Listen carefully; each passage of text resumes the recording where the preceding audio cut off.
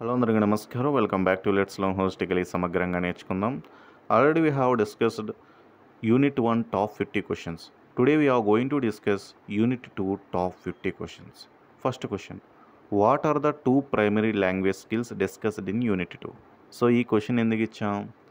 అసలు ఈరోజు మనం డిస్కస్ చేసుకోబోయే టాపిక్ మీకు తెలియాలి కాబట్టి. ఈ క్వశ్చన్ ఏమీ ఎగ్జామ్లో రాదు. సో యూనిట్ 2లో మనం ఏ లాంగ్వేజ్ స్కిల్స్ గురించి డిస్కస్ చేసాం?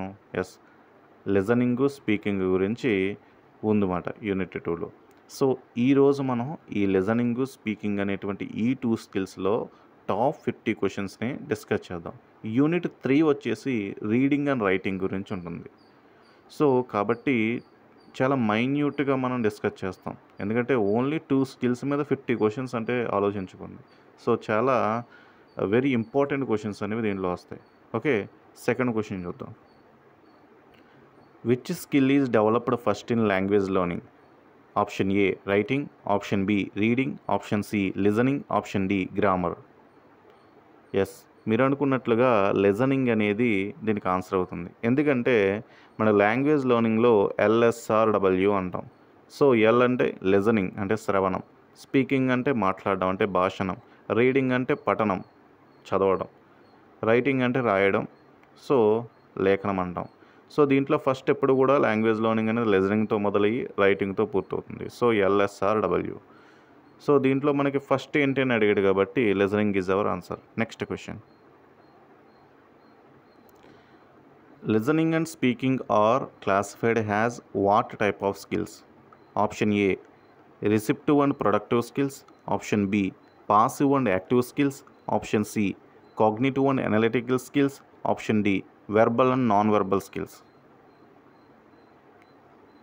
ఎస్, దీనికి ఆన్సర్ ఏమవుతుందండి?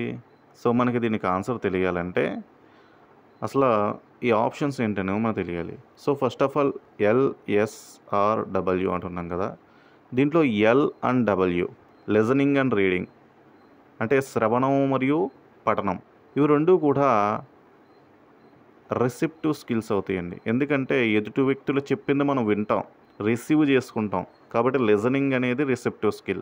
అలాగే మనకి లేఖన రూపంలో ఉన్నటువంటిది దానిని మనం చదివి అర్థం చేసుకుంటాం, అంటే చదివి అర్థం చేసుకునే ప్రక్రియలో మనం ఏం చేస్తున్నాం? ఇన్ఫర్మేషన్ రిసీవ్ చేసుకుంటున్నాం, కాబట్టి రీడింగ్ అనేది కూడా receptive skill.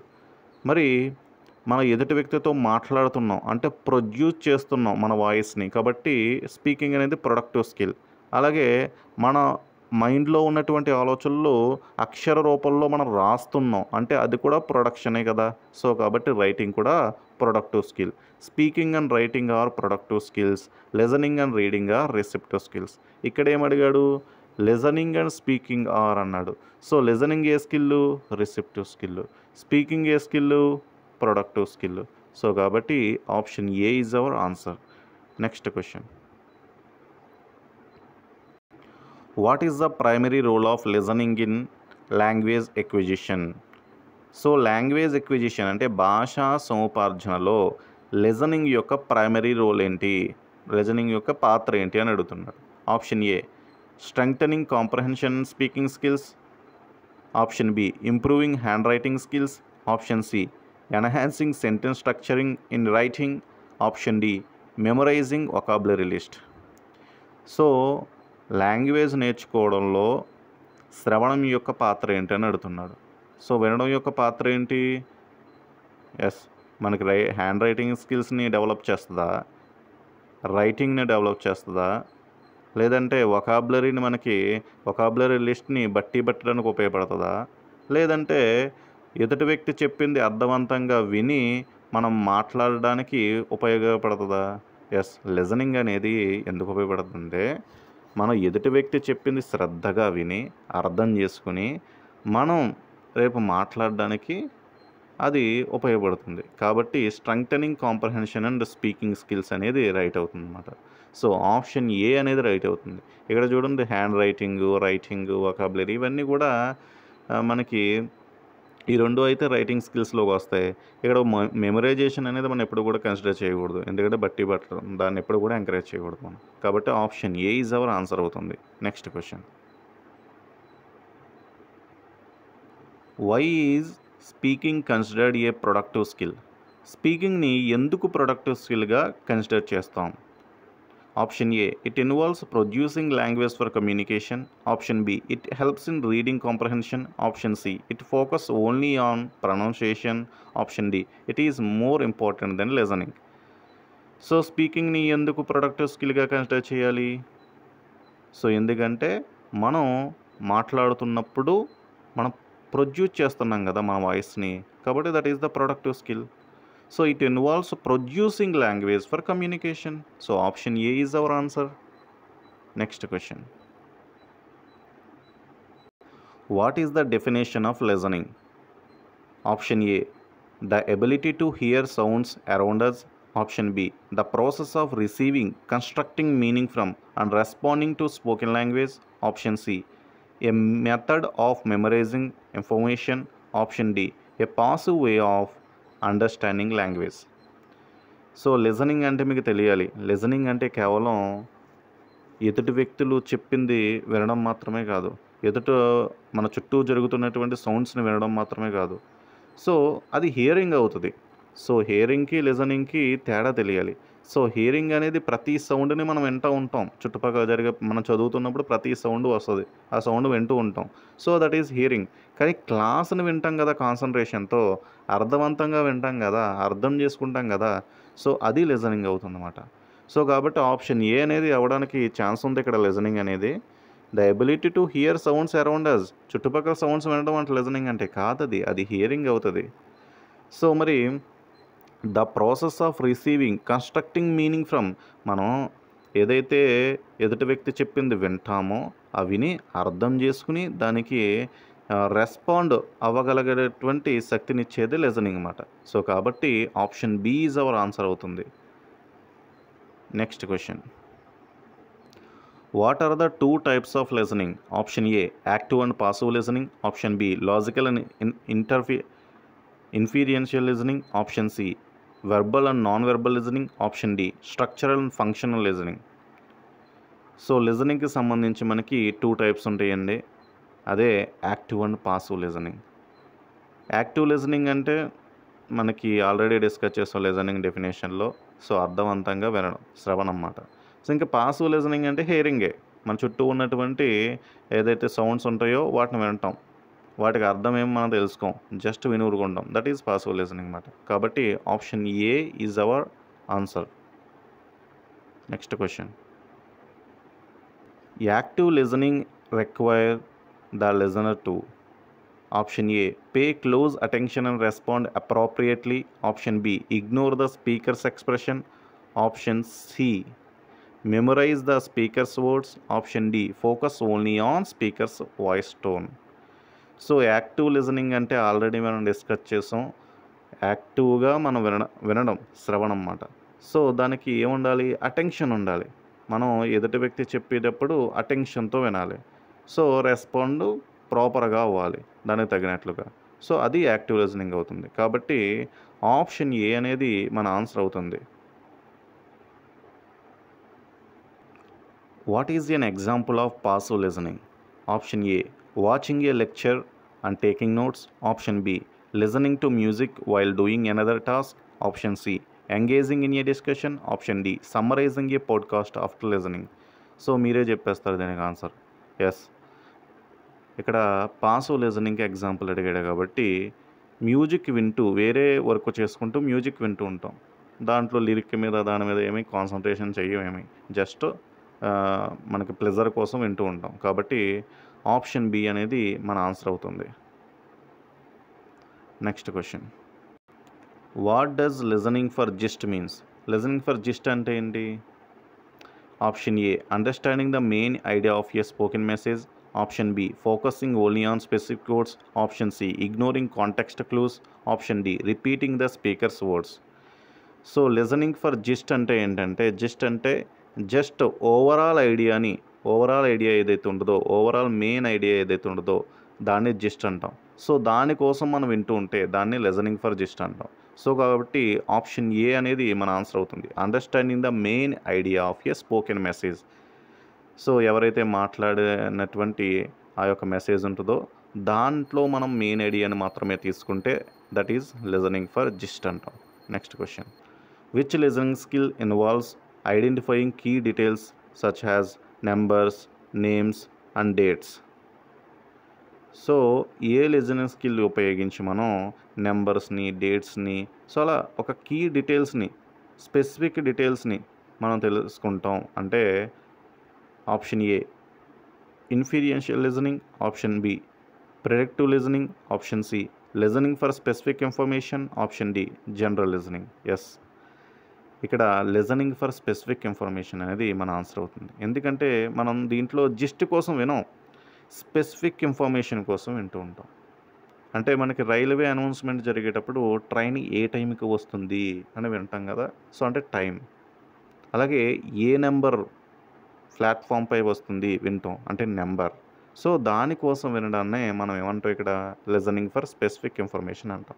Listening for gist అంటే ఏంటి, మొత్తం స్పెసిఫిక్గా ఈ ఇన్ఫర్మేషన్ మనం కోసం కాకుండా జస్ట్ ఓవరాల్ ఐడియా కోసం మనం వింటుంటే that is listening for gist అన్నమాట. ఇక్కడ స్పెసిఫిక్ ఇన్ఫర్మేషన్ కోసం అంటే listening for specific information. Okay, next question, what is inferential listening? Option A understanding employed meaning beyond spoken words, option B memorising spoken phrases, option C identifying only key facts, option D predicting what the speaker will say next. So అసలు inferential listening అంటే ఏంటంటే మనకి నేను example చెప్తా, 2 examples జాగ్రత్తగా వినండి. వీడు చాలా వజ్రం అండి, ఇదొకటి. వీడు చాలా వజ్రం రా బాబు. ఈ రెండిట్లో నా టోన్ మారిందా లేదా? వీడు చాలా వజ్రం అండి అన్నప్పుడు ఒకలా ఉంది, వీడు చాలా వజ్రం రా బాబు అన్నప్పుడు ఇంకోలా ఉంది.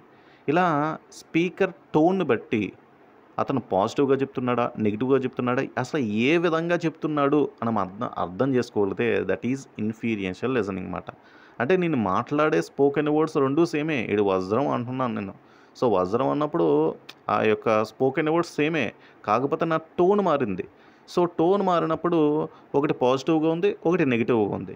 సో కాబట్టి ఇలా మా టోన్ని బట్టి, స్పీకర్ యొక్క టోన్ని బట్టి మనం అర్థం చేసుకుంటే దాని మీనింగ్ని that is inferential listening అంటమాట.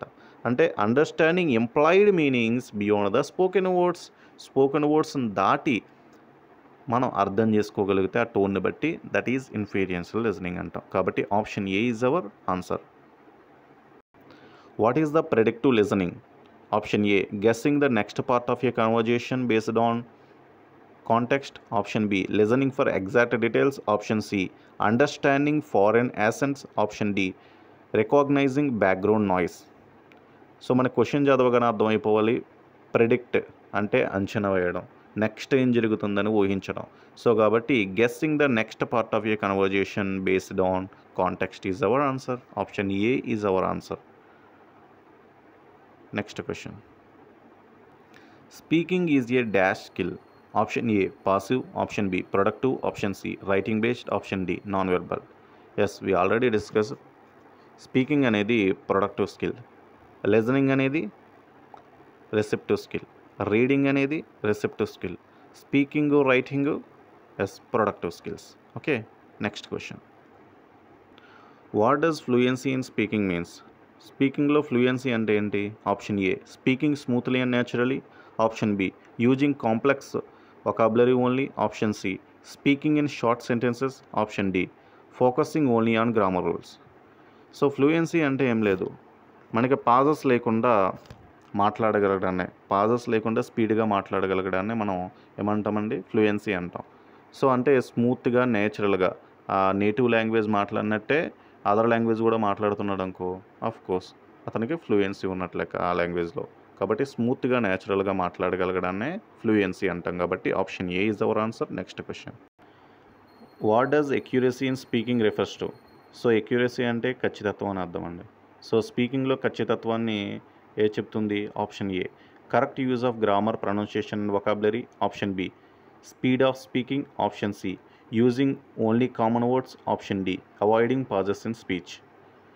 So ఇక్కడ ఎక్యురసీ అంటే ఖచ్చితత్వం, మనం మాట్లాడే మాటలో ఖచ్చితత్వం అనేది దేన్ని సూచిస్తుందంటే దాంట్లో ఉన్నటువంటి గ్రామర్ మిస్టేక్స్ ఏం లేకుండా ఉంటాయి, ప్రొనౌన్సియేషన్ కరెక్ట్గా చేస్తుంటే, వొకాబులరీని కరెక్ట్గా యూజ్ చేస్తుంటే, సో ప్రతిదీ కరెక్ట్గా చేస్తుంటే దట్ ఈజ్ ఎక్యురసీ అన్నమాట.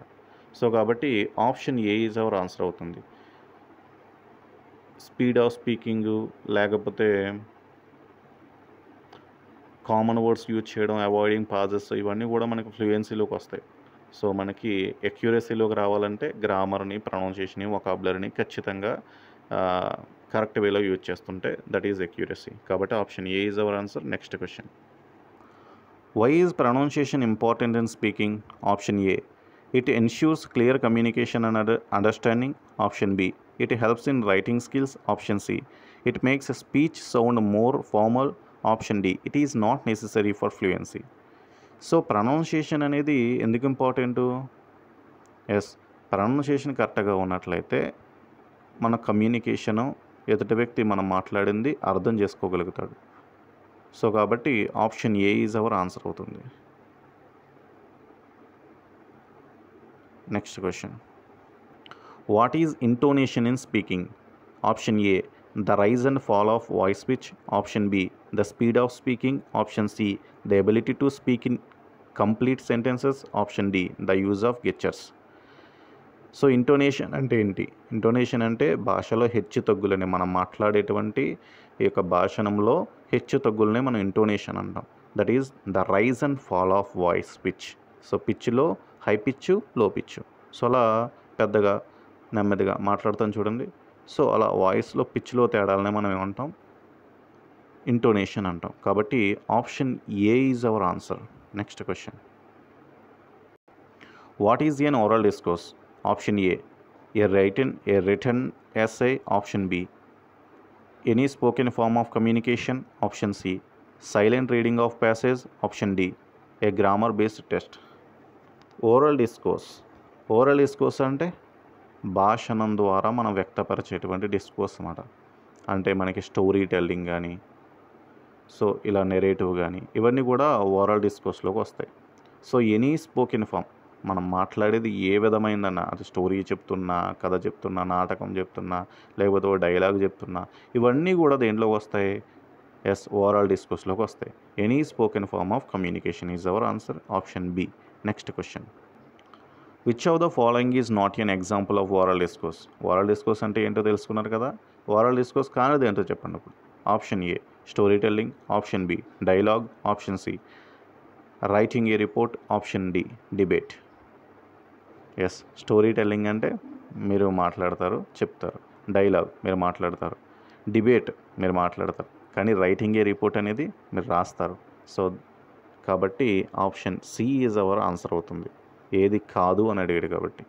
Next question, what is the purpose of dialogue in communication? Dialogues purpose ఏంటని అడుగుతున్నాడు. Option A, to express thoughts between 2 or more speakers. Option B, to practise hand writing. Option C, to memorise speech patterns. Option D, to read silently. So dialogues అనేవి verbal communication కదా. ఒక నాటకం వేసాం, ఆ నాటకంలో dialogues ఎందుకు ఉపయోగపడతాయి? 2-3 speakers ఉంటారు అక్కడ మాట్లాడుకోవడానికి, ఒకళ్ళ ఇన్ఫర్మేషన్ ఒకళ్ళు షేర్ చేసుకోవడానికి డైలాగ్స్ ఉపయోగపడతాయి కదా. సో కాబట్టి to express thoughts between 2 or more speakers అనేది మనకి ఇక్కడ ఆన్సర్ అవుతుంది. Option A is our answer. Next question, why is story telling important in oral discourse? Option A, it enhances imagination and linguistic expression. Option B, it focuses only on memorization. Option C, it does not help in language development. Option D, it is useful only for young children. So story telling, కథనం, మన narrative ఉంటుంది కదా, మనం కథ చెప్తాం. So ఆ కథ చెప్పడం యొక్క ఇంపార్టెన్స్ ఏంటి అని అడుగుతున్నాడు. ఎస్, కథ చెప్పడం ద్వారా ఏమవుతుంది? కథ వాడిలో ఇమాజినేషన్ పెరుగుతుంది. ఆ కథలో ఉన్నటువంటి పాత్రలను వాడు ఊహించుకుంటాడు. సో అలాగే భాషాపరంగా వాడు కొన్ని విషయాలు వ్యక్తపరుస్తాడు. వాడిలో ఉన్నటువంటి బాధలను కూడా వ్యక్తపరుస్తాడు, సంతోషాలను కూడా కథ రూపంలో వ్యక్తపరుస్తాడు. సో కాబట్టి it enhances imagination and linguistic expression అనేది మన ఆన్సర్ అవుతుంది. సో మిగతావి ఏమీ కాదు. ఎందుకు కాదంటే, సో మెమరైజేషన్ ఏమీ ఇది ఫోకస్ చేయదు కదా. సో వాడు బట్టి పట్టడానికి సంబంధించింది స్టోరీ టెల్లింగ్కి ఏమీ లేదు. నెక్స్ట్ లాంగ్వేజ్ డెవలప్మెంట్ చేయదు అని ఇచ్చాడు, తప్పు కదా. స్టోరీ టెల్లింగ్ అనేది ఎక్సలెంట్ డెవలప్మెంట్ చేస్తుంది. So it is useful only for young children అని ఇచ్చాడు. సో యంగ్ చిల్డ్రన్కి మాత్రమే యూజ్ఫుల్ అనేది కాదు కదా, యంగ్ చిల్డ్రన్కి ఎక్కువగా యూజ్ అవుతుంది, కానీ మిగతా వాళ్ళు కూడా యూజ్ ఉంటుంది స్టోరీ టెల్లింగ్ వల్ల. కాబట్టి option A is our answer అవుతుంది. Next question, which of the following is an example of a structured oral discourse. So structured oral discourse, ఇక్కడ స్ట్రక్చర్డ్ అనేటువంటి వర్డ్ చాలా ఇంపార్టెంట్. ఆప్షన్స్ ఒకసారి చూడండి. Option A casual chat, option B debate, option C random conversation, option D unplanned speech. So ఇక్కడ structured oral discourse అన్నాడు. Oral discourse అంటే మాట్లాడడం, so ఇవన్నీ కూడా మాట్లాడడానికి సంబంధించినవే. మరి ఒక స్ట్రక్చర్డ్గా డిస్కోర్స్ ఉంటుంది ఇది. ఆ స్ట్రక్చర్డ్గా ఉన్నది ఏంటి, క్యాజువల్ చాటా. సో క్యాజువల్ చాట్లో మనం మాట్లాడేసుకుంటాం అంతే, అవి ముందస్తు ప్లానింగ్ చేసుకుని దీని తర్వాత ఇది మాట్లాడాలి, దాని తర్వాత ఇది మాట్లాడాలి అని ఏముండదు కదా. సో కాబట్టి క్యాజువల్ చాట్ అనేది ఒక స్ట్రక్చర్డ్ కాదు. నెక్స్ట్ ర్యాండమ్ కాన్వర్జేషన్, ఆ వర్డ్ ర్యాండమ్లోనే ఉంది. ర్యాండమ్ కాన్వర్జేషన్ అంటే అప్పటికప్పుడు మాట్లాడుకోవడం, సో దాంట్లో కూడా ఏ ప్లానింగ్ లేదు. Next unplanned speech, so unplanned speech అనేది స్ట్రక్చర్డ్ ఎలా అవుతుంది, కాదు. డిబేట్ అనేది అవుతుంది. డిబేట్ అనేది ఒక స్ట్రక్చర్డ్ వేలో ఒక ఆర్డర్గా ఒకరి తర్వాత ఒకరు వాళ్ళ ఒపీనియన్స్ని చెప్తారు కాబట్టి, సో ద డిబేట్ అనేది ఒక స్ట్రక్చర్డ్ ఓరల్ డిస్కోర్స్ అవుతుంది అన్నమాట. కాబట్టి option B is our answer. Next question, what is the main characteristic of a debate. Debate యొక్క మెయిన్ లక్షణం ఏంటి అని అడుగుతున్నాడు. Option A presenting arguments for and against a topic. ఒక టాపిక్ మీద ఆర్గ్యుమెంట్స్ని ప్రజెంట్ చేస్తారంట, సో దానికి అనుకూలంగా కానీ వ్యతిరేకంగా కానీ ఒక టాపిక్ మీద ఆర్గ్యుమెంట్స్ని ప్రజెంట్ చేయడం. Option B speaking only in short sentences, చిన్న వాక్యాల రూపంలో మాత్రమే మాట్లాడడమా. Option C avoiding any disagreements, so disagreements ఏవైతే ఉంటాయో వాటిని అన్నింటినీ అవాయిడ్ చేయడమా. సో ఆప్షన్ డి ఎక్స్ప్రెసింగ్ ఇమోషన్స్తో story telling, so story telling ద్వారా ఇమోషన్స్ని ఎక్స్ప్రెస్ చేయడం అంట. డిబేట్లో స్టోరీ టెల్లింగ్ ఎందుకు ఉంటుంది, ఉండదు. సో డిసగ్రిమెంట్స్ ఏవైనా ఉన్నాయంటే వాటిని అవాయిడ్ చేయరు, వాటికి తగినట్లుగా వీటి రీజనింగ్తో చెప్తారన్నమాట. ఇప్పుడు ఫర్ ఎగ్జాంపుల్ ఒక అంశం గురించి డిబేట్ జరుగుతుంది అనుకోండి, ఆ అంశం పట్ల డిసగ్రిమెంట్స్ ఉన్నాయి, సమ్మతి ఇస్తలేదు ఎవరు కూడా.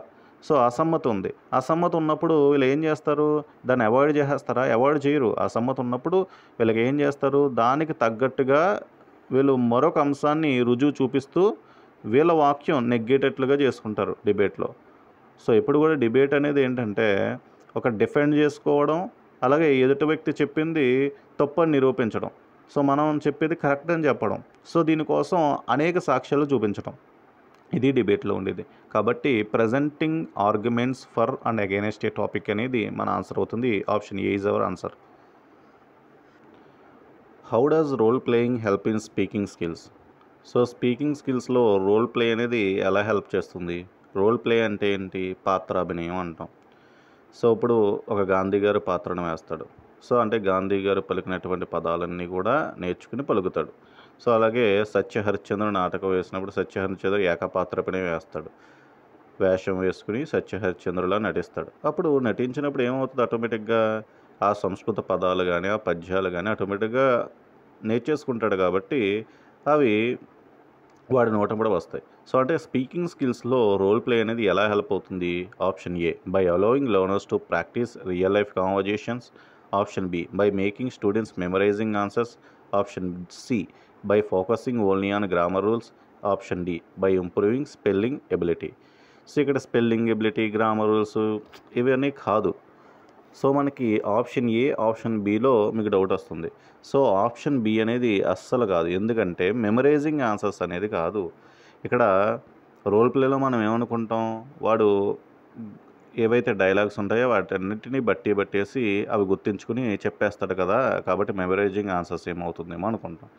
కానీ ఇక్కడ రోల్ ప్లేలో భాగంగా వాడు ఏం చేస్తాడంటే రియల్ లైఫ్ సిచ్యువేషన్స్లో ఆ కన్వర్జేషన్ జరుపుతాడనమాట.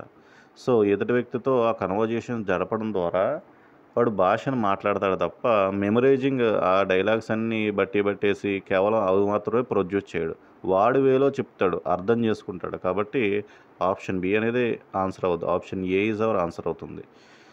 సో 25 క్వశ్చన్స్ కంప్లీట్ అయినాయి కాబట్టి రిమైనింగ్ 25 క్వశ్చన్స్ నెక్స్ట్ వీడియోలో మనం డిస్కస్ చేద్దాం. Thank you.